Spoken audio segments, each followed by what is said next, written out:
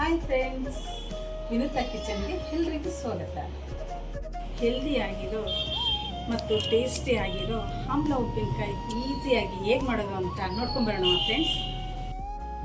ನೋಡಿ, ಪಾತ್ರೆ ಇಟ್ಕೊಂಡಿದ್ದೀನಿ. ಹೀಗೆ ಅದಕ್ಕೆ 2 ಗ್ಲಾಸು ನೀರು ಹಾಕ್ಕೊಂಡಿದ್ದೀನಿ. ಅದ್ರ ಮೇಲೆ ಇನ್ನೊಂದು ಪಾತ್ರೆ ಇಟ್ಕೊಂಡು ಆಮ್ಲನ ಬೇಯಿಸ್ಕೊಳ್ಳೋಣ 10 ನಿಮಿಷ. ಈ ಥರ ಪಾತ್ರೆ ಇಲ್ಲ ಅಂದರೆ ಇಡ್ಲಿ ಸ್ಟ್ಯಾಂಡಲ್ಲೂ 10 ನಿಮಿಷ ಸ್ಟೀಮಲ್ಲಿ ಬೇಯಿಸ್ಕೊಳ್ಳೋಣ. ಈ ಥರ ಇಟ್ಕೊಂಡು 10 ನಿಮಿಷ ಬೇಯಿಸ್ಕೊಂಡ್ರೆ ಸಾಕು. ಮೇಲೆ ಒಂದು ತಟ್ಟೆ ಮುಚ್ಚೋಣ. ಈಗ ಮುಚ್ಚಿದರೆ ಸಾಕು. ಆಗಿದೆ ನೋಡಿ. ಆರಿದ ನಂತರ ಈಗ ಬಿಡಿಸ್ಕೋಬೇಕು. ತುಂಬ ಚೆನ್ನಾಗಿ ಬರುತ್ತೆ ಗೀರಿಗೆ. ಇದು ಉಪ್ಪಿನಕಾಯಿ ನೀವು ಹಾಕಿ ನೋಡಿ ಹೇಗಿರುತ್ತೆ ಅಂತ. ತುಂಬ ಟೇಸ್ಟಿಯಾಗಿರುತ್ತೆ. ಡೈಲಿ ಒಂದೊಂದು ನೆಲ್ಲಿಕಾಯಿ ಯೂಸ್ ಮಾಡೋದ್ರಿಂದ ಆರೋಗ್ಯಕ್ಕೆ ತುಂಬ ಒಳ್ಳೆಯದು. ನೋಡಿ, ಒಂದು 1/4 kg ಬೆಲ್ಲ ತೊಗೊಂಡು ಪಾಕಕ್ಕಿಟ್ಟಿದ್ದೀನಿ. ಕುದೀತಾ ಇದೆ. ಇವಾಗ ಉಪ್ಪಿನಕಾಯಿಗೆ ಏನು ಬೇಕು ಅಂತ ನೋಡ್ಕೊಳ್ಳೋಣ. ಕಟ್ ಮಾಡ್ಕೊಂಡಿರೋ ಆಮ್ಲ, ಬೆಲ್ಲದ ಪಾಕ ಇಷ್ಟಿದೆ ನೋಡಿ. ಉಪ್ಪು ರುಚಿಗೆ ತಕ್ಕಷ್ಟು, ನಂತರ ಖಾರದ ಪುಡಿ. ಹೇಗೆ ಮಾಡೋದು ಅಂತ ನೋಡ್ಕೊಂಬರೋಣ. ನೋಡಿ, ಆಮ್ಲ ತಗೊಂಡು ಹೀಗೆ ಪೀಸಸ್ ಮಾಡಿಟ್ಕೊಂಡಿದ್ದೀನಿ. ಬೆಲ್ಲದ ಪಾಕ ಹಾಕ್ಕೊತಾ ಇದ್ದೀನಿ. ಇದು ಆರೋಗ್ಯಕ್ಕೆ ತುಂಬ ಒಳ್ಳೆಯದು. ಡೈಲಿ ಒಂದೊಂದು ನೆಲ್ಲಿಕಾಯಿ ಯೂಸ್ ಮಾಡೋದ್ರಿಂದ ಆರೋಗ್ಯಕ್ಕೆ ತುಂಬ ಒಳ್ಳೆಯದು. ಉಪ್ಪು ಹಾಕ್ಕೊತಾ ಇದ್ದೀನಿ ರುಚಿಗೆ ತಕ್ಕಷ್ಟು. ನಾನೊಂದು 20 ನೆಲ್ಲಿಕಾಯಿನ ಹೀಗೆ ಸ್ಟೀಮಲ್ಲಿ ಬೇಯಿಸ್ಕೊಂಡು ತೊಗೊಂಡಿದ್ದೀನಿ. ಖಾರದ ಪುಡಿ ಹಾಕ್ಕೊತಾ ಇದ್ದೀನಿ. ಖಾರದ ಪುಡಿ ಹಾಕ್ಕೊಂಡು ಸ್ಪೂನಲ್ಲೇ ಮಿಕ್ಸ್ ಮಾಡಬೇಕು. ಇದನ್ನೆಲ್ಲ ಆದಷ್ಟು ಕೈಯಿಂದ ಮುಟ್ಟಬಾರ್ದು. ಸ್ಪೂನಲ್ಲಿ ಮಿಕ್ಸ್ ಮಾಡ್ತಾ ಇದ್ದರೆ ಕೆಡೋದಿಲ್ಲ, ಹಾಳಾಗೋದಿಲ್ಲ. ಒಂದು 4-5 ತಿಂಗಳು ಕೆಳಗಡೆ ಇಟ್ಕೊಂಡು ಯೂಸ್ ಮಾಡ್ಬೋದು. ನಮಗಿನ್ನೂ ಜಾಸ್ತಿ ಬೇಕಂದರೆ ಫ್ರಿಜ್ಜಲ್ಲಿ ಒಂದು 6-7 ತಿಂಗಳು ಇಟ್ಕೋಬೋದು. ಅದು ಖಾಲಿ ಆಗೋ ತನಕ ಇಟ್ಕೋಬೋದು. ಕೆಳಗೆ ಇಟ್ಕೊಂಡ್ರೆ ಒಂದು 4-5 ತಿಂಗಳು ಬರುತ್ತೆ. ಫ್ರಿಜ್ಜಲ್ಲಿ ಇಟ್ಕೊಂಡ್ರೆ ಇನ್ನೂ ಜಾಸ್ತಿ ಬರುತ್ತೆ. ಹೀಗೆ ಸ್ಪೂನಲ್ಲೇ ಮಿಕ್ಸ್ ಮಾಡ್ಕೋಬೇಕು. ಇದಕ್ಕೆ ಕೈ ಮುಟ್ಟಿಸ್ಬಾರ್ದು, ನೀರು ಟಚ್ ಆಗಬಾರ್ದು. ನೀರು ತಾಕ್ತಾಗ ನೋಡಿಕೊಂಡು ಹೀಗೆ ಮಿಕ್ಸ್ ಮಾಡಿಕೊಂಡು ಮುಚ್ಚಿಡೋಣ ಸ್ವಲ್ಪ ಹೊತ್ತು. ನೋಡಿ, ಒಂದು ಪ್ಯಾನ್ ಇಟ್ಕೊಂಡಿದ್ದೀನಿ. ಪ್ಯಾನಲ್ಲಿ ಸ್ವಲ್ಪ ಒಂದು 2-3 ಚಮಚದಷ್ಟು ಎಣ್ಣೆ ಹಾಕ್ಕೊತಾ ಇದ್ದೀನಿ. ಇದಕ್ಕೆ ಎಣ್ಣೆ ಹಾಕಿಲ್ಲ ಅಂದ್ರೆ ನಡೆಯುತ್ತೆ, ಆದರೆ ನಾನು ಹಿಂಗೆ ಹಾಕ್ತೀನಲ್ಲ, ಹಾಗಾಗಿ ಎಣ್ಣೆ ಹಾಕ್ತಿದ್ದೀನಿ. ಸಾಸಿವೆ ಹಾಕ್ತಿದ್ದೀನಿ ನೋಡಿ. ಹಿಂಗು ಕೂಡ ಆರೋಗ್ಯಕ್ಕೆ ತುಂಬ ಒಳ್ಳೆಯದು, ಟೇಸ್ಟ್ ಕೊಡುತ್ತೆ. ಉಪ್ಪಿನಕಾಯಿ ಕೂಡ ಕೆಡೋದಿಲ್ಲ, ಚೆನ್ನಾಗಿ ಬರುತ್ತೆ. ಸಾಸಿವೆ ಸಿಡಿತಾ ಇದೆ ನೋಡಿ. ಹಿಂಗೆ ಹಾಕೋದ್ರಿಂದ ಆರೋಗ್ಯಕ್ಕೆ ತುಂಬ ಒಳ್ಳೆಯದು. ಹಿಂಗೆ ಹಾಕ್ತಾ ಇದ್ದೀನಿ ನೋಡಿ.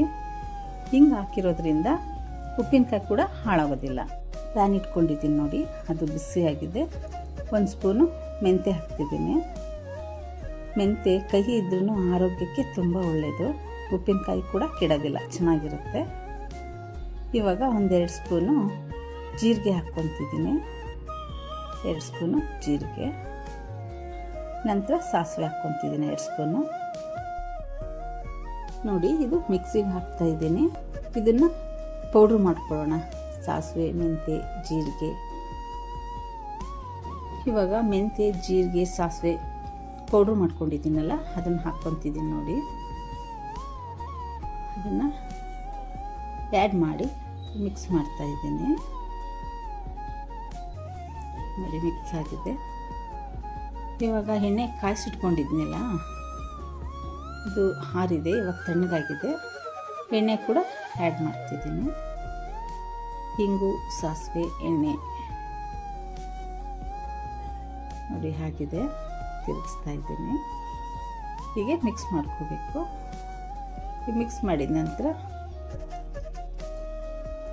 ಒಂದು ಅರ್ಧ ಟೇಬಲ್ ಸ್ಪೂನಷ್ಟು ಅರಿಶಿನದ ಪುಡಿ ಹಾಕಬೇಕು. ಇವಾಗ ಬೆಳ್ಳುಳ್ಳಿನ ಲೈಟಾಗಿ ಜಜ್ಜಿಕೊಂಡು ಆ್ಯಡ್ ಮಾಡ್ತಾ ಇದ್ದೀನಿ ಉಪ್ಪಿನಕಾಯಿಗೆ. ಹಾಕಿದ್ದೀನಿ ನೋಡಿ. ಇದನ್ನು ಹೀಗೆ ತಿರುಗಿಸ್ಬೇಕು. ನಾನೊಂದು 20 ನೆಲ್ಲಿಕಾಯಿಂದ ಉಪ್ಪಿನಕಾಯಿ ಮಾಡ್ತಾಯಿದ್ದೀನಿ. ಈಗ 1 ಟೇಬಲ್ ಸ್ಪೂನು ಅರಿಶಿನ ಪುಡಿ ಹಾಕ್ತಿದ್ದೀನಿ ನೋಡಿ. ಅರಿಶಿನ ಪುಡಿ ಹಾಕಿದ್ದೀನಿ. ಮತ್ತು ಇನ್ನೊಂದು ಸಾರಿ ತಿರುಗಿಸ್ಕೋಬೇಕು. ಆಗಿದೆ ನೋಡಿ, ಎಷ್ಟು ಚೆನ್ನಾಗಾಗಿದೆ ಅಲ್ವಾ. ಈ ಥರ ಹೇರ್ ಟೈಟ್ ಕಂಟೈನರಲ್ಲಿ ಹಾಕಿ ಇಟ್ಕೊಂಡ್ರೆ ಒಂದು 4-5 ತಿಂಗಳು ಕೆಳಗೆ ಇಟ್ಕೋಬೋದು. ಇನ್ನೂ ಜಾಸ್ತಿ ಬೇಕಂದರೆ ಫ್ರಿಜ್ಜಲ್ಲಿ ಕೂಡ ಇಟ್ಕೋಬೋದು. ನೋಡಿ ಎಷ್ಟು ಚೆನ್ನಾಗಿದೆ. 20 ಆಮ್ಲದ ಉಪ್ಪಿನಕಾಯಿ ಇಷ್ಟ ಆಗಿದೆ ನೋಡಿ.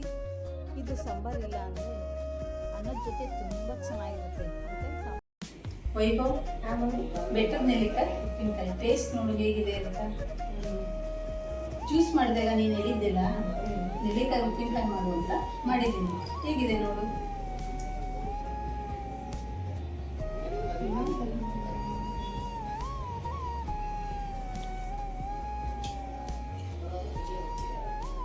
ಸೂಪರ್ ಆಗಿದೆ ಮಮ್ಮಿ. ಚೆನ್ನಾಗಿದೆಯಾ? ಬಾಯಿಗೆ ಅನ್ಬಿಸಿದೆಲ್ಲ ಕಹಿನೂ ಅನಿಸಲ್ಲ, ಚೆನ್ನಾಗಿದೆ. ಅನ್ನ ಸಾಂಬಾರಿಗೆ ಸೈಡಿಗೆ ಒಂದು ಸೈಡ್ ಸಿಗ್ತದೆ ಬಿಟ್ಟರೆ ಬೊಂಬಾಟಾಗಿರುತ್ತೆ. Thank you.